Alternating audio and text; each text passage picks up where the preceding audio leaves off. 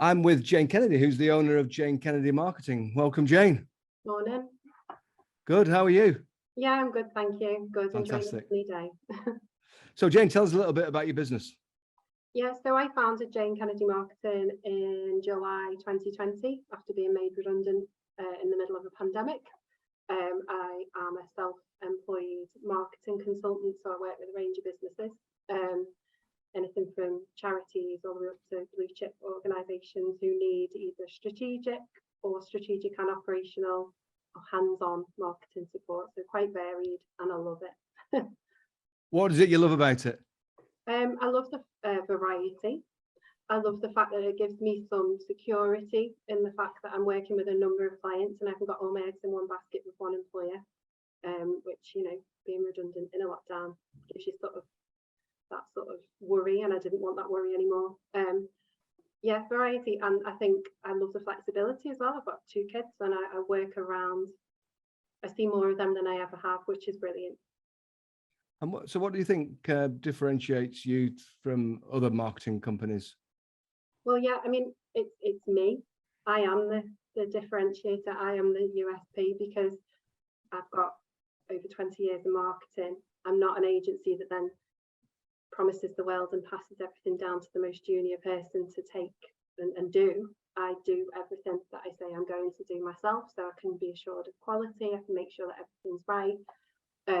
I do have a network of other freelancers that I keep in touch with, so that we're all keeping each other up to date on latest trends and things like that. But I think the biggest differentiator is me.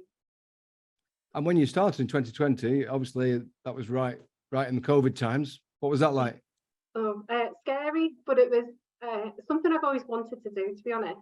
But I'd never had the confidence to give up full-time employment. I'd always been full-time employed by an employer before then.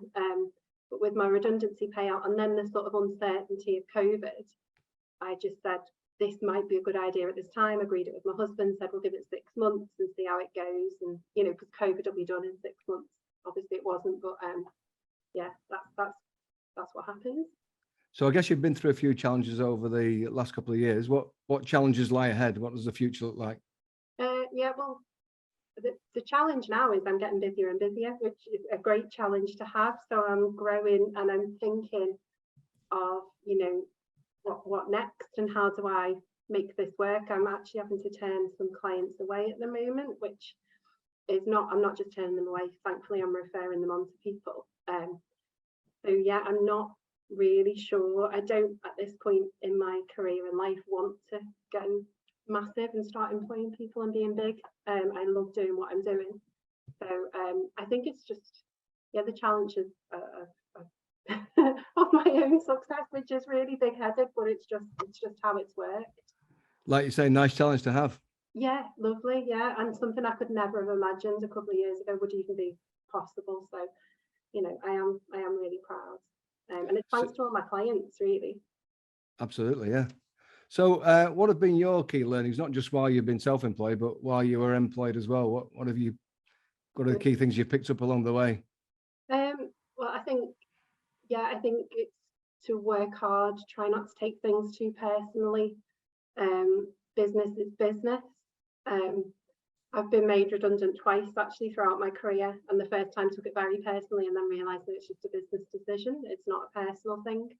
I think keeping on top, particularly in marketing, keeping on top of trends and what's happening, particularly with digital marketing, is crucial. You can't sit and design a nice poster. That's not how it works. You know, you've got to be fully ingratiated with Google and using digital marketing to its full, which means you constantly got to be learning. And that's throughout my whole career. It's been a case of you think you've learned something, then there's something else and something else. So that's what I love about it. It keeps changing. Learn to earn, they say. Exactly, yeah. And don't be scared of trying new things as well. I think I've had this dilemma in my head for the last couple of years. Why didn't I do this sooner? Well, I don't know. It's a bit chicken and egg. If I'd done it sooner, I might not have had the 20 years experience and the reputation, because my reputation is what made people start and take a risk on a freelancer, if you like. When I first started out, it's because they know I'm good, because they've known me for so long. yeah, if I'd have started up my own business at 20, it might have been, you know, totally different story. But yeah, I think that's it.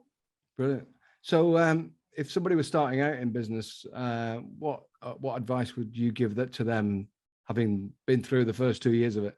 Yeah, I think it's market yourself. Obviously, that's an important thing. Market your business. Think about how you're going to actually make this work. Don't just hope that it'll work. You know, put a plan in place. Try and get the backing of your very early customers and clients straight away as recommendations and referrals for future tenders that you're going for, or future things that you want to sell.